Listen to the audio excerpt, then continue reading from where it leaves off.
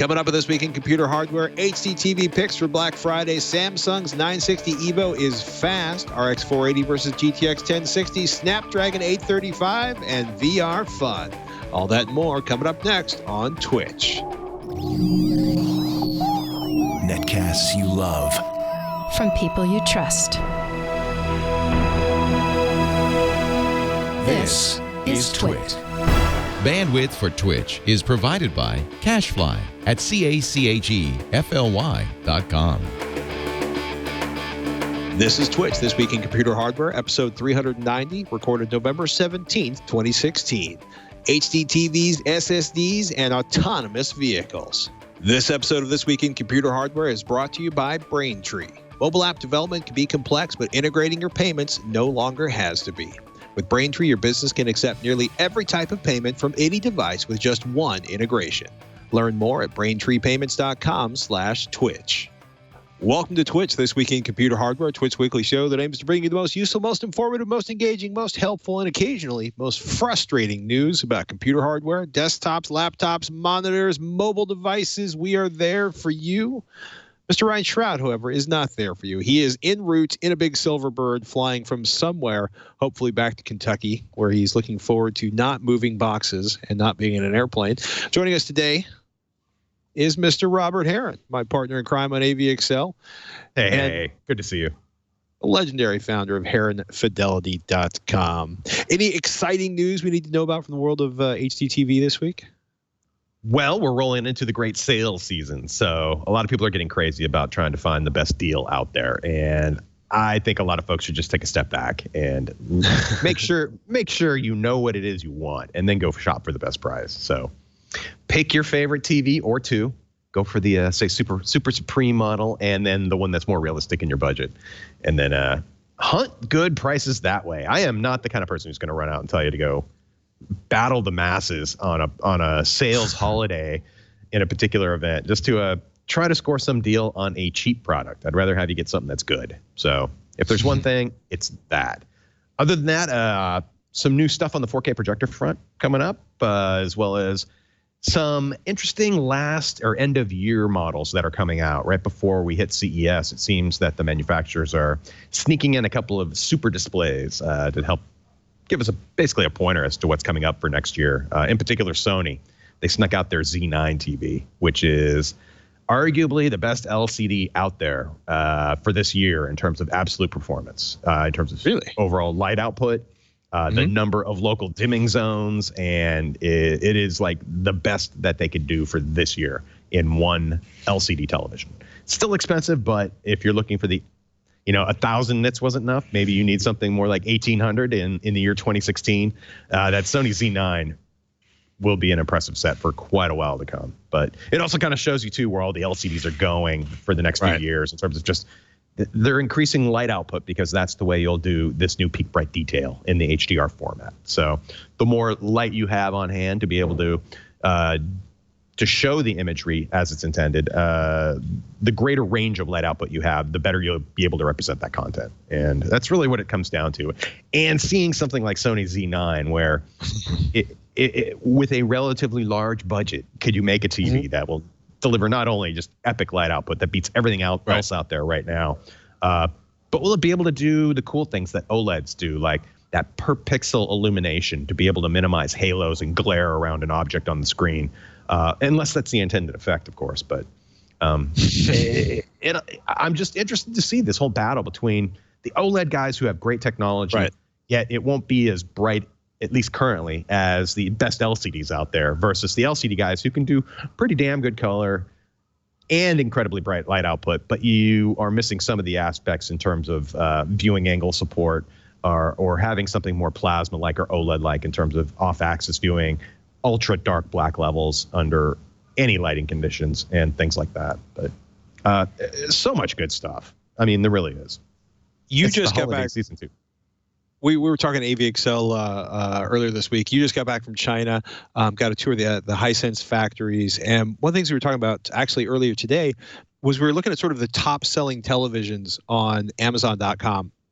And they were mostly TCL Roku TVs and a smattering of, I want to say, the 8900 from Samsung, and really you're going to do a kind of a jump from it's like $500 for like a 55-inch, 50-inch 4K TV, and then maybe $1,500 for a top-of-the-line Samsung. And then how much more is the jump up in price when you're looking at something like the LG OLED? Well, that B6 series that just came out, that's their most affordable of the latest generation of their OLED panels. Currently, on Amazon at least, the 55-inch is going for $2,000. The 65-inch is going for $3,000. And that is a significant discount compared to even a couple months ago, or when the TVs first launched, especially. Right. That's going to be the case. In that top list, though, on Amazon, in terms of their best sellers right now, in that top 5, all value, pretty much. Right. The lowest cost TVs, the number 1 rated TV, or the number 1 selling TV in terms of popularity and sales was a 720p Roku TV. And it just kind of shows. Yeah, in those smaller sizes, resolution isn't such a big deal, and you don't need to be thinking 4K in those screens. And then the overall trend in that top 20, I think it was 14 of the top 20 were all Samsung models. A lot of them in the top 10 were the more value-oriented models. But as you scooted down that list, their KS8000, and I think that was the highest end one in that top 20 list. But those are definitely getting into the more premium models with support for good HDR, well in excess of 1,000 nits of light output, in addition to the new Smart Hub features and things like that. So it's an interesting list, but it is clearly, I mean, the top 20 is just nothing but LCDs in terms of what people are actually buying right now. When you look at it, right, so there's that 32-inch TCL with the Roku Smart TV, a 55-inch 4K Ultra HD Roku TV, which is $429 from TCL, a 40-inch 1080p TCL TV, and then a Samsung 24-inch 720p TV, which is like the RV or kitchen television. And the next up is that Samsung KS8000 65-inch 4K Ultra HD. Now those first 4 televisions are $170, $430, $249, $120 for that 24-inch Samsung, and then you get that 65-inch 4K UHD television, the KS8000. That's $1,500, and then it's followed by half the price of the equivalently sized OLED. So that's the other thing to keep in mind too. Is as good as that B6 series OLED is in terms of its value at $3,000, you can get the same size high performance LCD at half the price. So for a lot of people, most people, money, the cost of the thing is the most determining factor in terms of what it is. So if you have a favorite TV in mind, you have to know what the real sale price is for something, not a manipulated price. One tool I use all the time is a website called Camel. They've been around forever. They're a great way to just look at historic pricing trends for any particular thing you see on sites like Amazon. And that way you can look back and say, oh, you know what?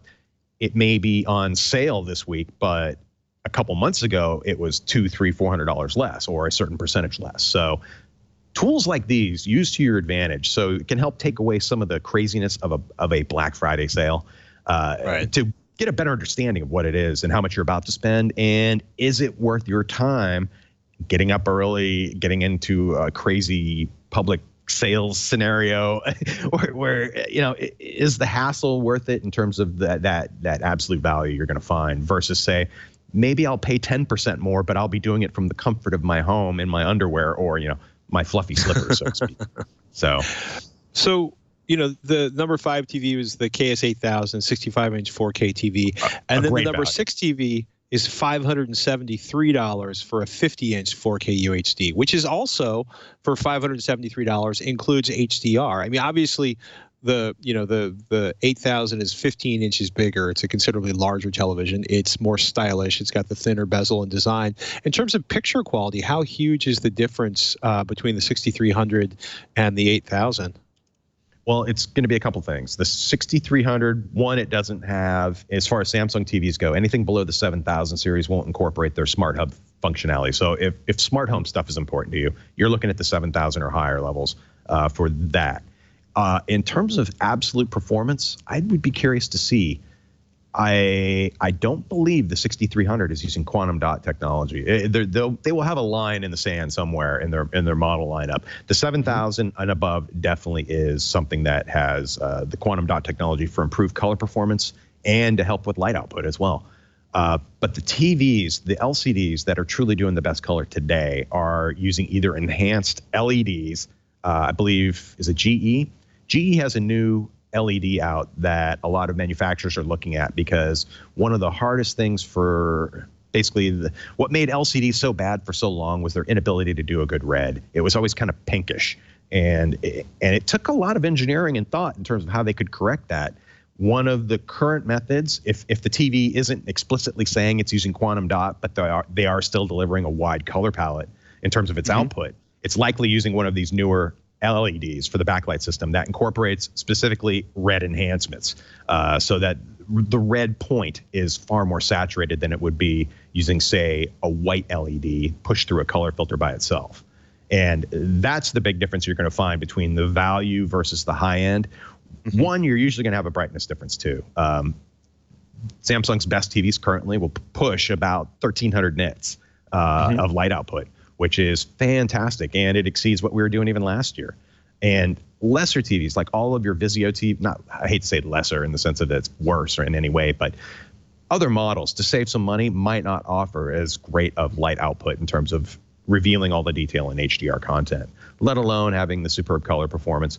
But as far as all the other stuff, like your app support and your ability to, have good picture quality with factory calibrated presets and the other functionality involved, it's going to be pretty similar across the board. I mean, generally also with the higher end sets, you'll get faster processing, which in the long run, it's nice to buy a TV with a faster CPU in it down the road. So in a year or two, as they do more software updates and try to get more stuff out of the TV through these updates, you're not suddenly in that scenario where, man, it seems like every time they update my TV, everything just kind of starts slowing down more so and more so. Of course, as this audience is probably well aware, you can always add your own external devices and kind of bypass, a TV's CPU power altogether just by doing that. But yeah, I'm a big fan of just going straight for the set-top box. It's for the most part, yeah, except for if I don't have a 4K set-top box and I have a 4K TV, and the Netflix app in the TV is 4K, but the one in my older Chromecast is still 1080p. So I'm always kind of bouncing forth.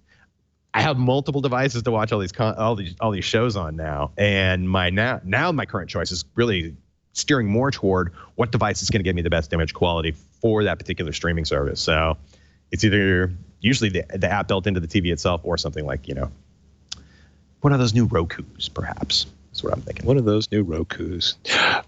Robert mentioned camel.com, which is the price tracking service that looks at Amazon. And it's pretty crazy when you start looking at, for example, I found the listings for that Samsung 8000. That's like the main page. It allows you to pretty much select anything on Amazon. But it's crazy to watch between like March 20 when like the KS8000 started at $2,800, and then you watch it kind of go down by a couple $100 and up by a couple $100. It'll be very interesting to see, because right now on October 30th or 31st, it's sitting at $1,500. I'll be very curious to see if it goes up next week before Black Friday. And one other one I want to mention. Nowinstock.net. I know you've heard Ryan talk about it. It's a great place to track GPUs, CPUs, consoles, Legos, popular toys that are coming out. And I bring this up because Shannon managed to score one of the NES Classic Editions that came out this week. And so good. Yeah, it's been interesting to watch. It's pretty crazy. It looks like an NES, except it's smaller, and we reviewed it on Tech Thing this week. The lid doesn't open. There's no cartridges. It's got 30 games built in. You currently can't add additional games to it, which is not my favorite feature on it. But it is pretty pure to the Nintendo experience. It comes with one wired controller. You'll need to buy a second wired controller if you want to get multiple people on. The sells for $60, but they sold out in seconds, and they've been selling on eBay and elsewhere for like $200, $250. It's ridiculous and pretty awesome. It's won't support your original Nintendo Entertainment System or NES accessories, and currently there's no way to buy new games, but it's fascinating that it's running on Linux and they open sourced it. So there has been suggestions that some clever hacker out there will figure out a way to add new games onto it. That's the basic interface right there. It's pretty cool. It's pretty fun. They will be available again in the near future. Target and Walmart will be getting those in stock, and now in stock.net is a pretty good place to track those. And no, they are not a sponsor. I simply hope that this initial run was right. I can't imagine they would make a limited run of these products, given the popularity of it. And they better be ready just to have these push out by the millions, because it seems to be one of those almost cool classic holiday gift items that I think people would buy it just to have it as a spare gift, just in case, if it were easy to actually grab one. I mean, for given its size and what it is, I mean, this is the kind of stuff that should just be by the billions in blister packs hanging on your local convenience store. It shouldn't even be a hard to find item, but give it like you mentioned. But currently, if I wanted to buy one today and I can't find one locally, I'm looking at a $250 price gouge, which is hilarious, but understandable. It's pretty cool. It does what you're seeing right now is it allows you to. It's funny because you can turn on a CRT filter to make it look like you're working on an old school television. It'll do pixel perfect. It'll do a 4:3 mode. It's pretty fun. It's everybody's been sort of revisiting their childhood with that one. MacBook Pro models, more news coming out about those is it looks like they are non-upgradable SSDs inside of those. And in one of the more cruel titles I've seen in a long time, 9to5Mac says, quote, seemingly undersized batteries. So, the first MacBook Pro with the Touch Bar have been arriving, and there was a removable SSD in the entry-level machine, the one without a touch bar, but the higher-end ones, the SSDs are pretty much, the chips are soldered to the main logic board. So you will not be able to upgrade your drive on that. You will not be able to add additional internal storage on that. Ouch. Yeah, and I'm going to quote 9to5Mac here. The batteries look comically small. This is an Imgur user. The two cells under the trackpad look the smallest in their slots, with finger-sized motes all around the batteries. Look like they shrunk the battery as much as possible to hit that 4-pound figure. I wonder if they shrunk the batteries as much as possible to keep the thermal load down on the inside of there. But they're basically saying, they could have put bigger batteries in here, but it would have made it heavier. And I'm just going to stack that on top of my current.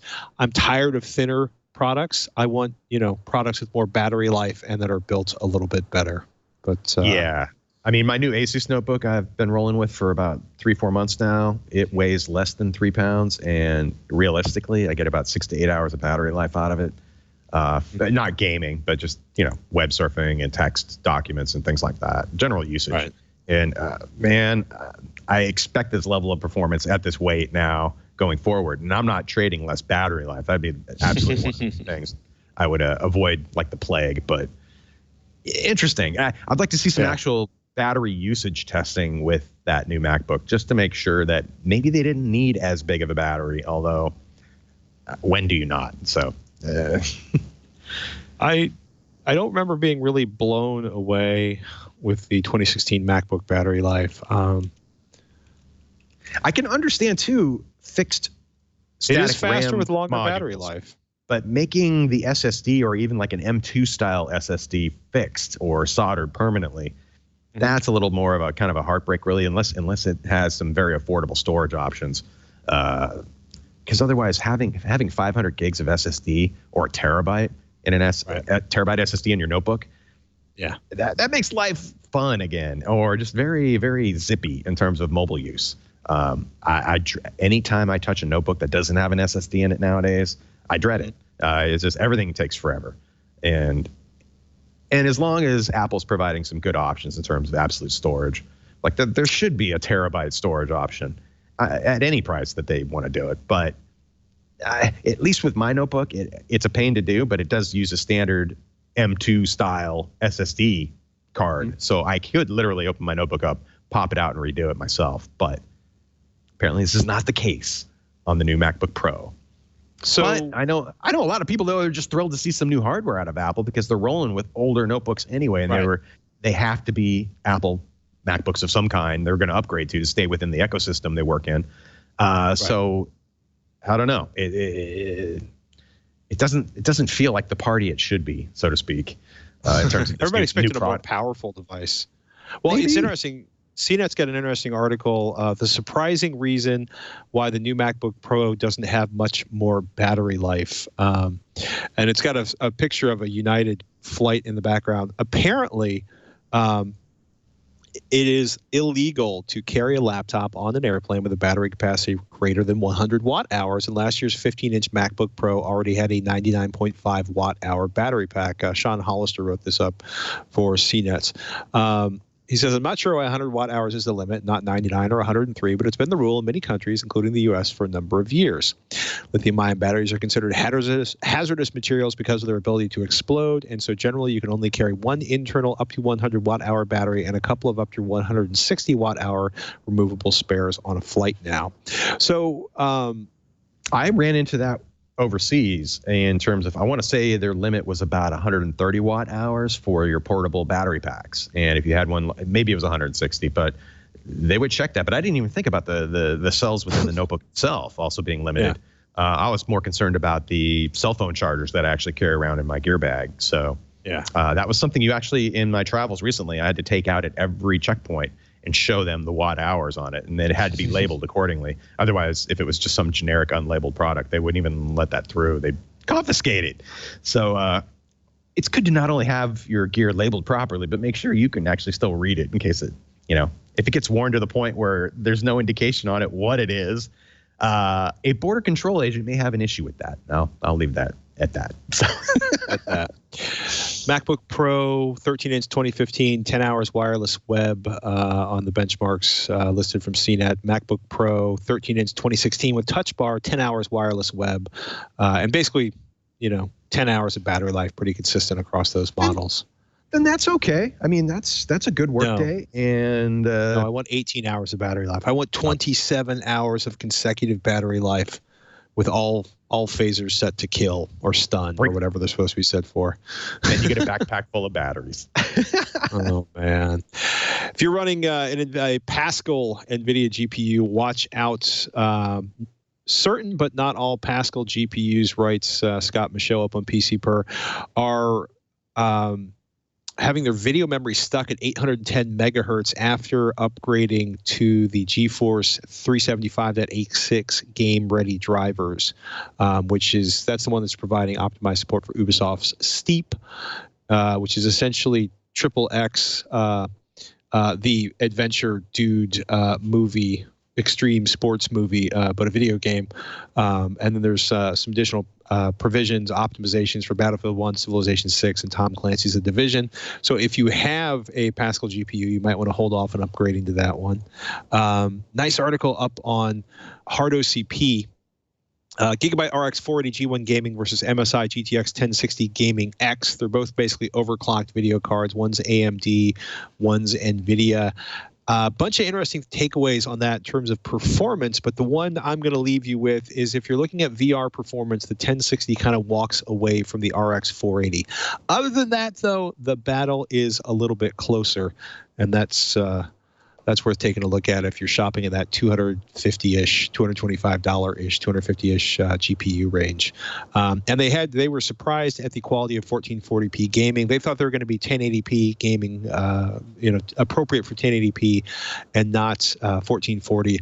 But it looks like they did pretty well, both the RX 480 and the GTX 1060 on 1440, 2560 by 1440 monitors. NVIDIA... I need a new graphics card. So, and I typically won't buy whatever the highest tier is. I'll go one step back and grab that. So those are the kind of cards I'm looking at right now. The 1070 is the sweet spots, unless you have a 1080p monitor, and then it's kind of overkill. But there's the whole talk I had with Ryan about that a couple weeks ago on Tech Thing. It's good stuff. It's a great time to buy a GPU. I personally would buy a little extra video card because I guarantee you within a year, you're going to have some title come out that will push that particular card or that hardware to its limits. And it's always nice to have a little backup. But yeah, budgets are budgets. Budgets are budgets. Speaking of budgets, NVIDIA, AMD, we talked about having a really good year. NVIDIA's third quarter up $2 billion United States dollars in revenue. Yeah, their stock spiked this week by about 30%. It was pretty.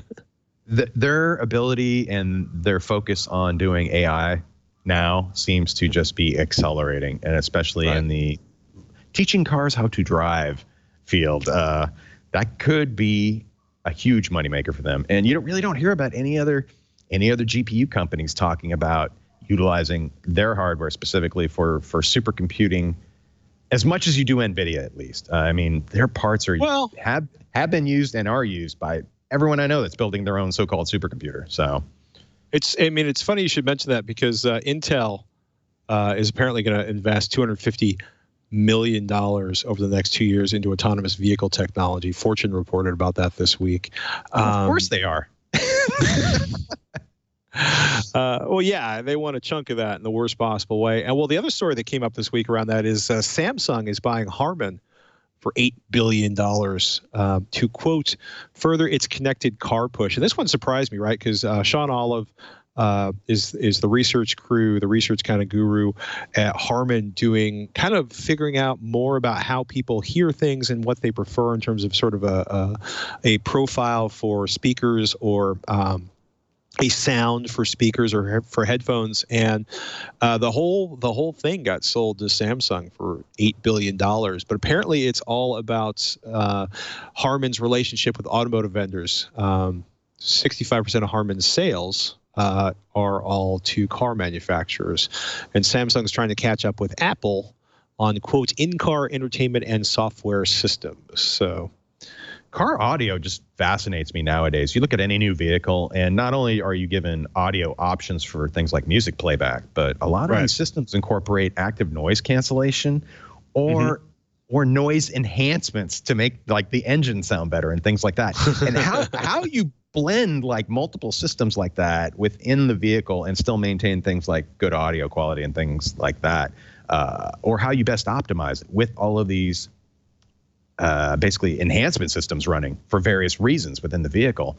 I find that just an interesting audio space to be testing and looking at. And I'd like to get a rundown from one of the manufacturers in terms of how they balance those multiple audio systems, specifically in terms of like, oh, when you're doing noise canceling and somebody's got the volume turned up so far, do you do something different than not? And those kind of the technical back end in terms of how those systems work always kind of fascinates me. So science, man. I actually probably track somebody down.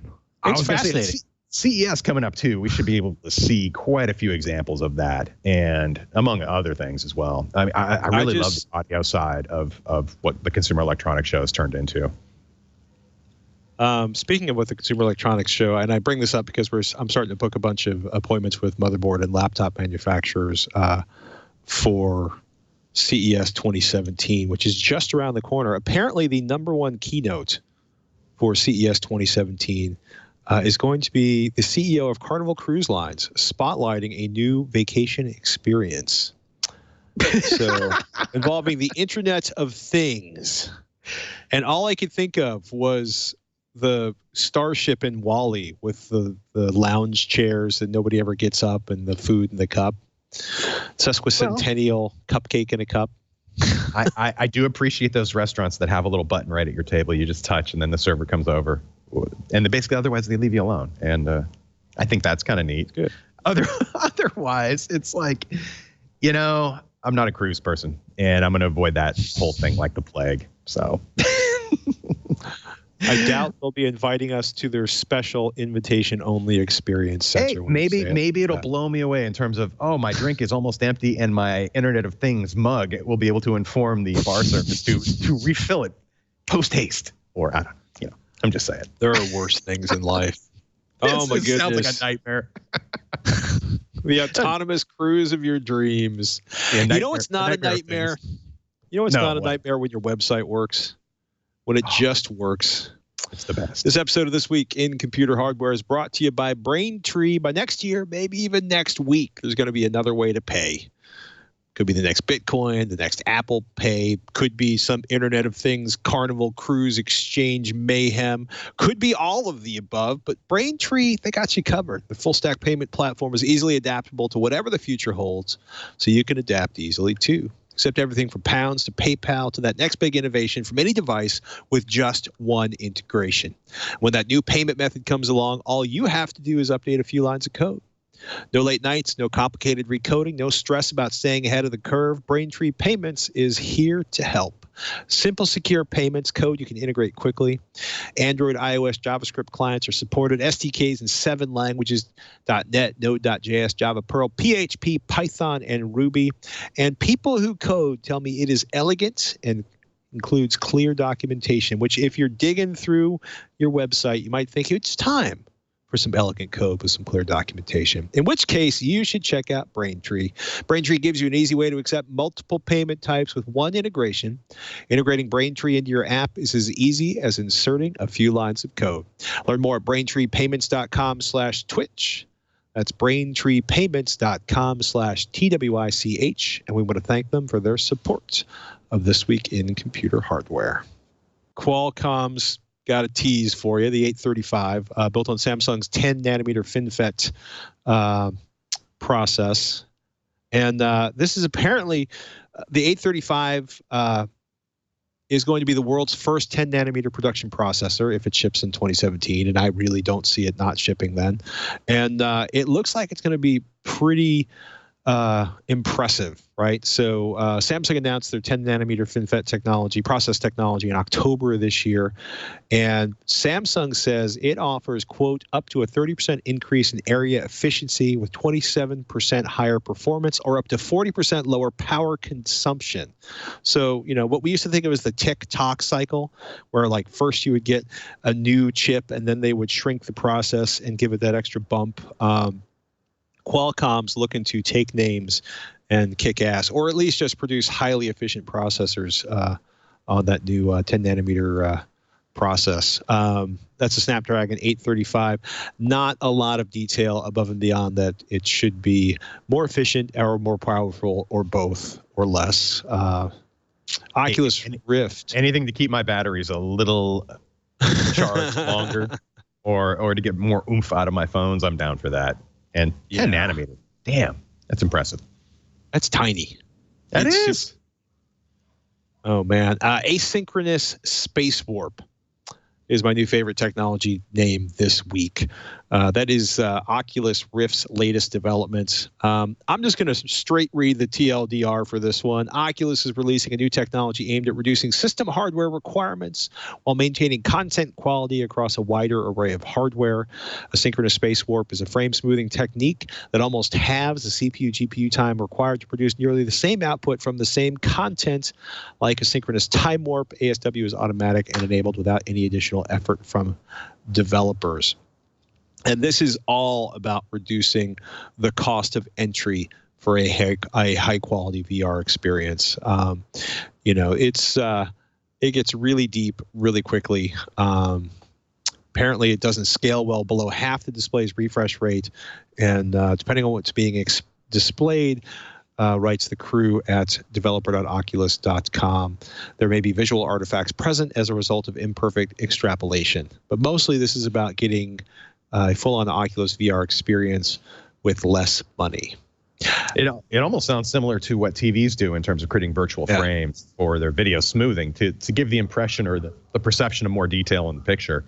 This seems to be a way to do it so that you can reduce the bandwidth to the headset devices or improve quality too at the same rate over the same amount of bandwidth available. And that looks fantastic, and I'm really looking forward to it. And I really hope more people get the opportunity to experience a good VR experience this year or in the next 6 months, because it is, especially with older people, I find if you can just hand them the headset and put it on, man, you'll blow their brains away with some of the cool ways of visualizing the digital content we have available to us. And it's something to be shared, and it's kind of neat. I was not negative about it, but I was like, I've been around 3D type display systems pretty much my whole life, and they've all kind of sucked, to be honest with you. All the visualization and everything like that, until this latest generation of relatively high resolution headset displays with far improved tracking and other things like that to reduce that latency and to make it more, to put you in that experience more better than ever before. And for any even the most basic demonstrations I've shown people using, like, say, Gear VR and the cell phone, or even Google's new Pixel phone with their VR experience, even those basic experiences will at least give someone a taste of what the potential is, and for putting yourself in a fantastic new environment, or to explore places you might be familiar with in new ways. And it's one of those nerdy tech things that I think is really accessible to a lot of people. And it's just, I might have been on the fence about it when it first started launching with the newest headset designs and things like that, but I truly see the potential for it in terms of just providing a very unique perspective for all of our interactivity. And AR, too, for that matter, the augmented reality. I think I want Google to simply scrap that whole Google Glasses concept and simply give me the glasses that will do translation of language. And that's it, just like a one-trick pony. I think that might be... Oh, Google, are you listening? I would really appreciate a pair of glasses that will do all translation to any language I need, including a visual. Babblefish. A Babblefish. Strapped to your face. That is doable now. So I am those are the kind of cool things I think AR and VR are going to be bringing to us in terms of just making, our interactions with, the space around us and other people all the more interesting and interactive. Literally. I want to bring this up because you were bringing some highfalutin kind of concepts there. This new virtual reality and kind of the extraordinary experience it brings. One of those is Google Earth for the HTC Vive. It's up on store.steampowered. /app/3482250. But essentially, they've built a full VR experience with Google Earth for the HTC Vive, and some folks that have experienced it basically say it's freaking awesome. But the thing I think is really going to gather your attention, Robert, is that HTC is there is now Serious Sam VR, the last hope, is supporting multiple GPUs. So Oculus Rift and HTC Vive, Serious Sam VR, The Last Hope, is now available as an early access game on Steam. And I'm going to quote Ryan Shrout on PC Per. It is a dual-wielding shooter that combines the enemies of the previous games along with the crazy weapons that made the series iconic. So indeed, that is truly a first-person shooter for people who love first-person shooters. Yeah. Generally, all the previous Serious Sam games I've played anyway, it's just absolute mayhem and fun. And they always seem to find one particular graphics technology or something for each release of the Serious Sam titles that I've been experiencing, just some way to push that technology a little further and to show off some new aspect of it. It could be a new rendering technology, or in this case, with VR. And considering how easy it is to scare someone in a VR environment or to make them jump, I think dual-wielding pistols or whatever weapons of choice you have in a VR game that makes you jump a little bit would be a fairly enjoyable time. So now I'm staring at this video just wanting to play it. So there we go. Between Robert Battlefield 1 and now this. Yeah, exactly. That's all I need. More distractions. Well, something that might take some of the distraction out of the HTC Vive is a wireless upgrade kit. Instead of dragging your cable around with you. It was a trade show by Alibaba in Shenzhen, China, which apparently you might have been very, very near last week. TPcast. Right next door. So funny. Scott wrote up at PCPro.com. TPcast, the company that created the accessory for the headset, is a participant in the Vive X program, which is a startup accelerator that provides $50,000 to $200,000 mentorship and other support to assist development of VR-related technologies. And HTC claims a TPcast wireless solution will perform equivalently to the default wired configuration. So if you are using your HTC Vive and you are tired of dragging the cables around, pre-orders for this are going to start on November 11th at $220. And the standard size battery is expected to last 90 minutes. So there will be batteries, just like everything else that's wireless. But it's good to remember that. One observation I had about touring around China was that VR is insanely popular. Pretty much every mall you walk into and every theater will have some kind of a VR experience for you to try. And it was everywhere. And it's good to see them, doing more in terms of this front for just getting more products out there. And I love the idea of it all being wireless too. And I know you have the battery concerns. And And if I'm gaming for any length of time, the last thing I want to think about is the battery. So, yeah, I really appreciate a wireless setup, but at the same point, just as long as it doesn't interfere with your ability to play for the lengths of time you want to play with, or any kind of performance degradation or thing like that, that would be my only concerns about going full wireless at this point with the headsets the way they are. Then you see the big battery belt, like the old school Betacam operators, where they have that big giant bandolier belt of batteries carrying Shades like of 30 Batman. pounds on their hips. Old school Batman. Oh, The utility man. belt. We should hit a couple things before we run out of time. Samsung 960 EVO, 250 gigabyte and 1 terabyte, M.2 NVMe SSD. The full review that Alan wrote up on PCPro.com now. Short version is Turbo Write has been brought to the Samsung N60 EVOs, and they are badass and fast. So if you are looking for M.2 NVMe and you want all of the performance, Alan says, quote, "These are the best performing M.2 TLC SSDs tested to date. Outstanding performance for their price, and the write speeds in their mixed workload test even beat the 960 Pro." So a little more expensive than the 600p, but they spank the 600p in terms of performance. If you are looking for NVMe, which is, for example, the Dell XPS 13 and a whole bunch of motherboards out there that support NVMe. I got hands-on with something I thought was pretty cool in Tech Thing this week, the PiDRive, which is essentially WD Labs, Western Digital Labs, created a kit that allows you to attach a hard drive using this cable to your Raspberry Pi. Yeah, well, what it does is it essentially boots. They have a customized version of Noobs that ships in there because, everybody wants to see a little tiny micro SD card blurry on their camera. But essentially, you load their version. You cable this up. Need at least a 2 amp 5-volt power supply.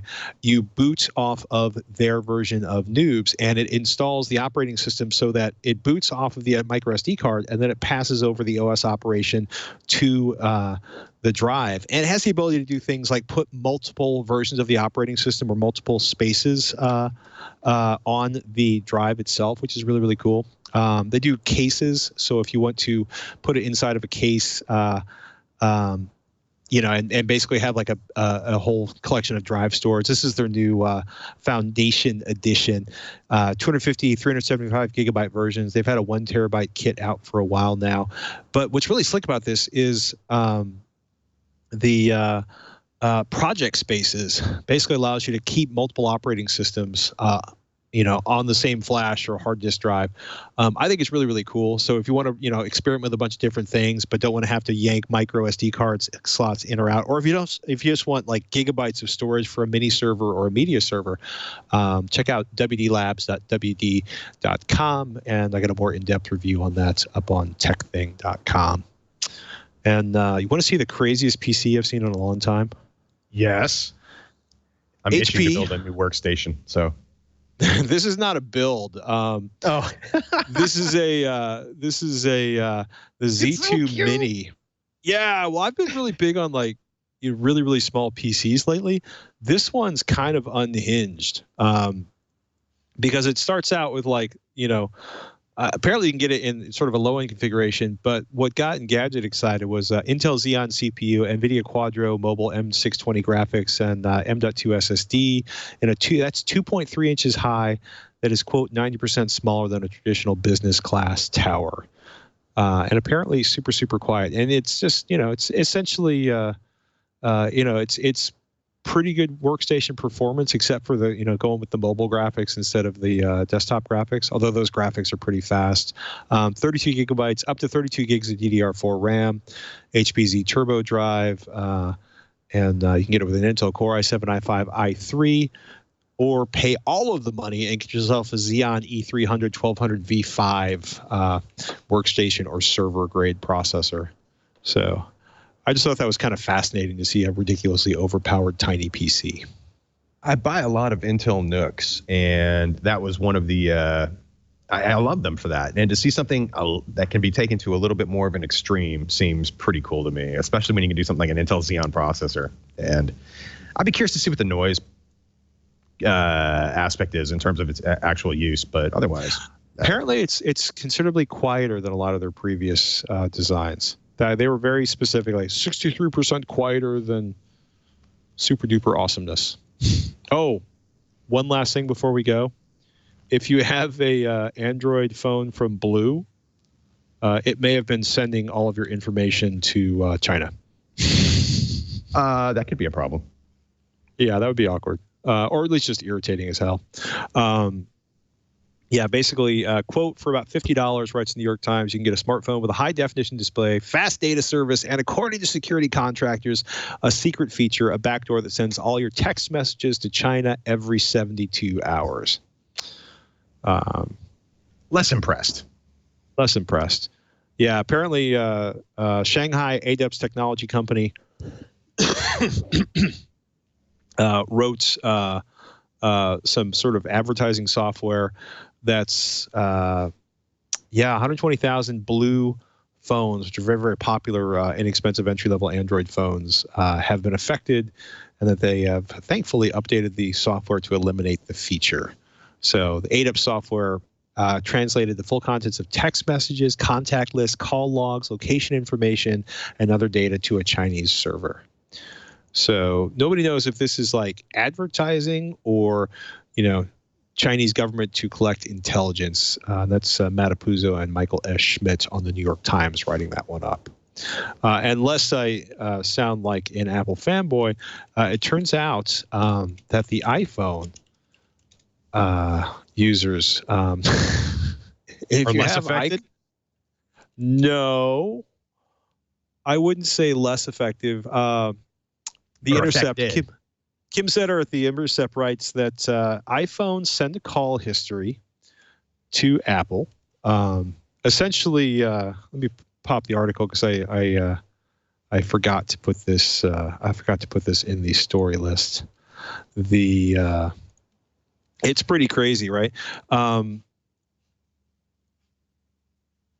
iPhones send your call history with your phone numbers, dates, times, and duration to Apple's server if iCloud is enabled, and the log is retained for up to 4 months. So it's an odd thing for Apple to do. I think it's also hard for just people in general to know exactly what the use of a particular service on a mobile device entails, unless you dig into, exactly what that app is doing. It's nice when at least we have security researchers and individuals, though, who will take the time to go through these lists of apps that we're all so familiar with, and yet at least highlight the ones that, if you do use this, then you have to give up some personal information when you do it. And the people who make these apps should just make that abundantly clear. It's like, hey, look, for the convenience that we'll offer you through the service, say in the iCloud system, it will require us like collecting, when you make a phone call for whatever reason. Maybe there's some very benign reason they have to do that, but maybe. At least explain that to the end user so they're not guessing. Or worse, you're thinking about worst case scenarios, which depending on your line of work, maybe you should be. But for the vast majority of people who aren't dealing with life or death on the internet, then yeah, it's just make my stuff secure. So it would be nice. Oh my goodness! Any projects you're working on? You can give us a teaser about over at Harman Fidelity, sir.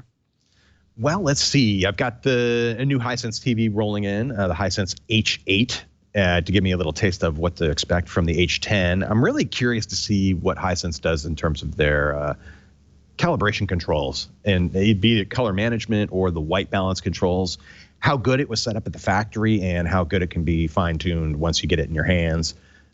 Beyond that, I'm also curious just to see, too, some basic picture performance out of that particular brand, because I've seen internally how they build these TVs, and they do everything right in terms of the equipment, the subjective, objective testing, and I really want to see that in a boxed product now to see if all that good work translates into something you buy at a good value that produces good image quality. So, I could say that about any manufacturer, but this happens to be a brand that I have had some intimate experience with in the last couple of weeks. So I'm really looking forward to seeing what they're going to be doing here in the U.S. And with Hisense also taking over the Sharp brand name for televisions for the next 5 years, there's going to be a lot of products coming out of them. So I just want to see if the beauty of that QA and manufacturing expertise is translating into a boxed product in the retail store that looks and performs fabulously at a good price. So beyond that, what else am I looking at right now?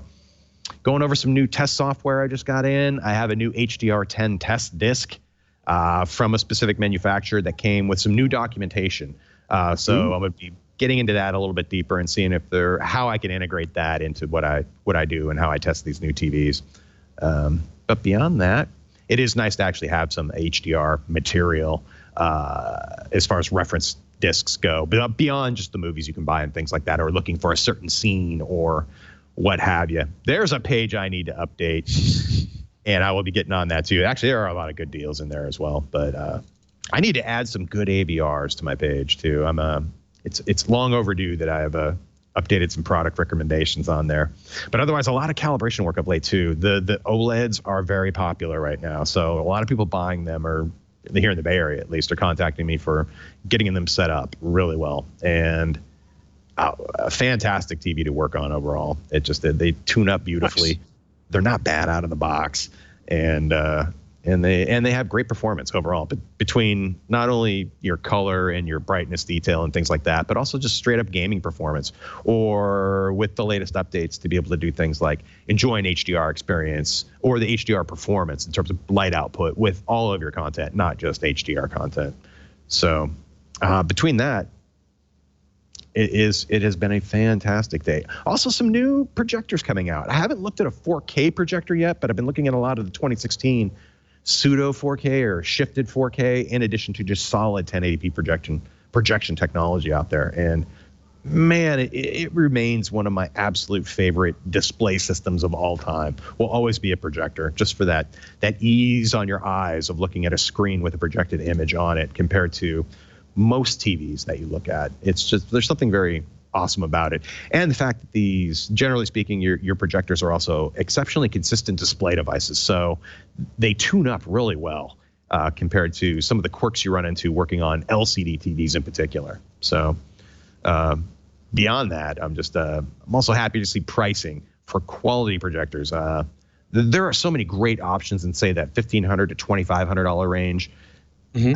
If you are considering a big screen option and you're thinking of prices well beyond that point, and you don't have a projection set up already, take a look at what they're doing nowadays in terms of just a good, affordable 16:9 screen with a great projector can provide a huge viewing experience that will, for the money, outperform anything else in its price. So if you're going big, it's hard to beat projection. That's, I'll leave it at that.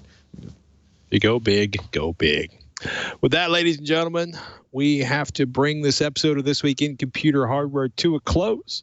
I want to remind you, twit.tv/TWICH is the place to find all of our older episodes and all the information on subscribing to the show. You can find more of Robert Harron at HarronFidelity.com. You can find more of me at TechFiend.com. You can find more of both of us at AVExcel.com. And you can find Ryan Shrout when he's not on a plane at PCPer.com. Ryan will be back next week. We bet you have some. Actually, I don't think we're recording next week because next Thursday, which is the day we normally record, is Thanksgiving. But we will answer any holiday shopping questions you have or any other hardware questions you have in our next gathering. You can tweet at Patrick Norton or at Ryan Shrout, or if you have television questions, I highly recommend you tweet at Robert Harron. And with that, ladies and gentlemen, I'm Patrick Norton. Hey, I'm Robert Harron. We'll see you next week on Twitch.